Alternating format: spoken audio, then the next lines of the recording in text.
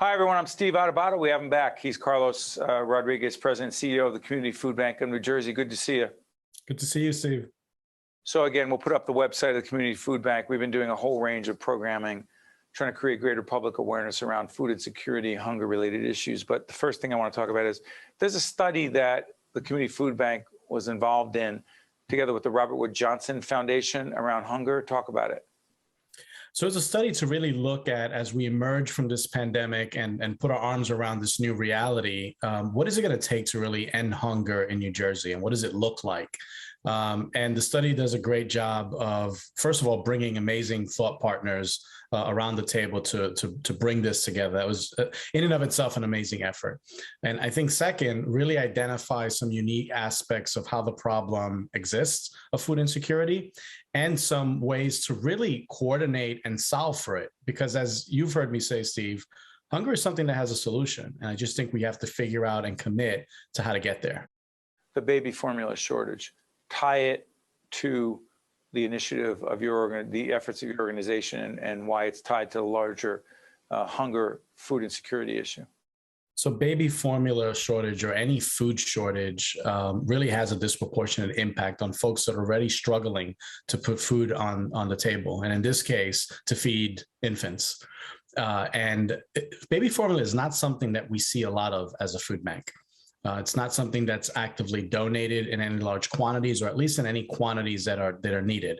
So you could imagine what a shortage does, where now everyone is scrambling to get their hands on something so important. Important, especially if your child, your baby, has special dietary needs that literally, if they don't get what they need, they can die.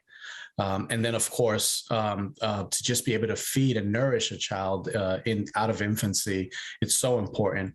And it just begs the question, how much more choice are we going to take away from moms and women by not allowing them to have product that they need to allow them to not just feed them their child, but allow them to go to work and allow them to be a part of the society as they choose to be. So just very complicated problem, but as you could imagine, disproportionate impact on those that already have limited means and limited abilities to manage crisis. Carl, shift gears. We follow the work of the the Casino Redevelopment Authority and our longtime friend Mo Butler down there. The Community Food Bank and the CRDA, the Casino Redevelopment Authority, is involved. And I heard about this from a few different people. You selected 15 organizations to receive grants of up to $500,000 total, right? They go to not-for-profits dealing with food insecurity issues in AC, in Atlantic City?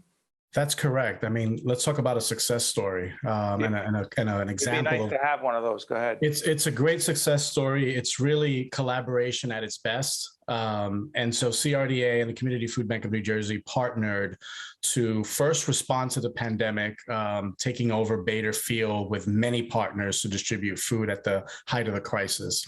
And then as things started, the airport there? Bader Field, the old airport, that's correct. Right. And I mean, just really put in perspective what we were all going through when you see lines of cars up and down the runways lining up for food.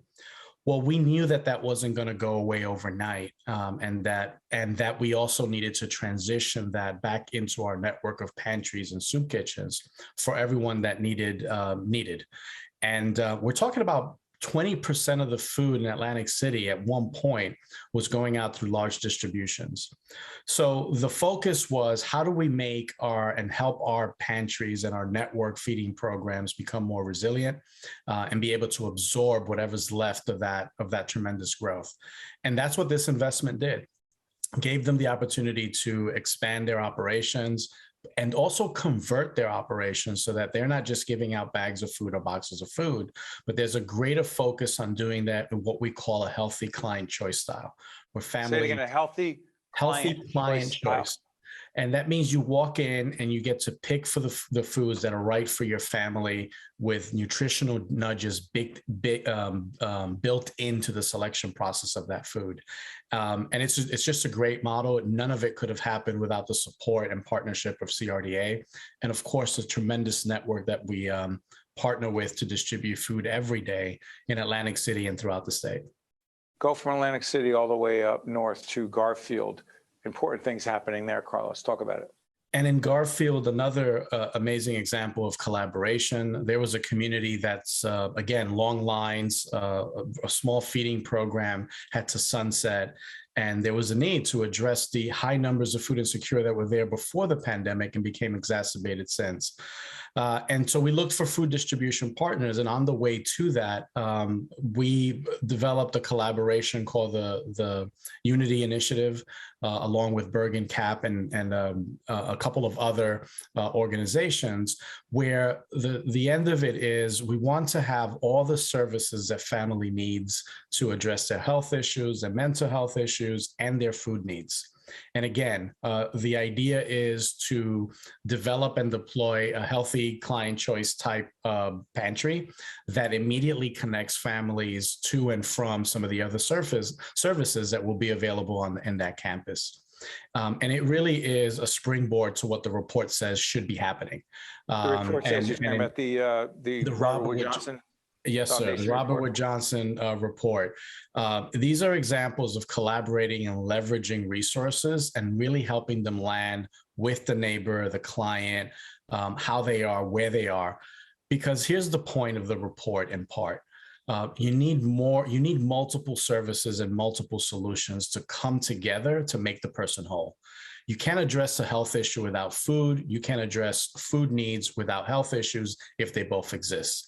And you need to be able to provide economic assistance where families are eligible for, and help them navigate through the process to get it. When you wrap three solutions together like that, for example, then you can see a climb out of food insecurity. There has been a real impact on food pantries, the ban on plastic bags. And also, I believe there's a caveat in the law that allows for, I believe, 6 months. Until when does it take effect? So 6 months from the time that the law was enacted. So we're talking about in the fall is when it will hit pantries and other feeding programs. Okay, real quickly, 30 seconds left. What does it mean? It means that we have an opportunity to innovate in partnership with food industry who are giving us some bags and cycling some bags, maybe adopt some of this healthy client choice model for many pantries. Some of them have already done that. And we're in the process of getting some of the best practices of pantries who already solved for this and helping others figure out how to get there. Of course, we're securing bags for many of our network pantries.